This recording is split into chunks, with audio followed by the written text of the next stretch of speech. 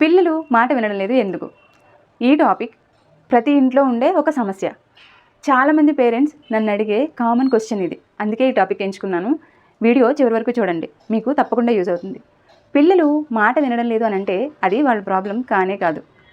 Parents రిపీటెడ్గా ఇచ్చే వార్నింగ్స్లోనే problem ఉంది అంటాను నేను. Let's see the problem. అసలు ప్రాబ్లం ఏంటో మనం తెలుసుకుందాం. ప్రతిరోజు కూడా పేరెంట్స్ రిపీటెడ్గా అదే డైలాగ్స్ చెప్తూ ఉంటారు. ఏంటి అని అంటే హోంవర్క్ చెయ్యి, లేదంటే రీల్స్ చూడొద్దు, అది చేయొద్దు, ఇది చేయొద్దు, అది చెయ్యి, ఇది చెయ్యి అంటూ ఇలా పిల్లలకి మనం చెప్తూ ఉంటాం కదా. కొంతమంది పిల్లలు అయితే అది వింటూనే వాడు చేసే పని వాడు కంటిన్యూ చేస్తూ ఉంటాడు. కొంతమంది పిల్లలు అయితే అసలు వినకుండానే వాడు చేసే పని వాడు చేసుకుంటూ ఉంటాడు.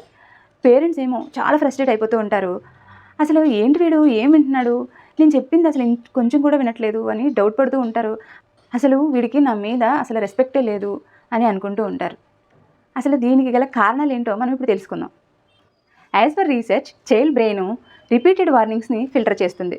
మనం రోజు same word, same tone, same సెంటెన్స్ని రిపీట్ చేస్తూ ఉంటాం కదా, అది బ్రెయిన్కి న్యూగా ఇంపార్టెంట్గా అనిపించదు. అసలు బ్రెయిన్ జాబ్ ఏంటి అని అంటే ఇంపార్టెంట్ సౌండ్ అయితే విను, లేదంటే రిపీటెడ్ సౌండ్ అయితే ఇగ్నోర్ చేసేయని చెప్పి పిల్లలకి సిగ్నల్ ఇస్తుందన్నమాట. లైక్ ఎలా అంటే fan sound, AC sound, traffic sound.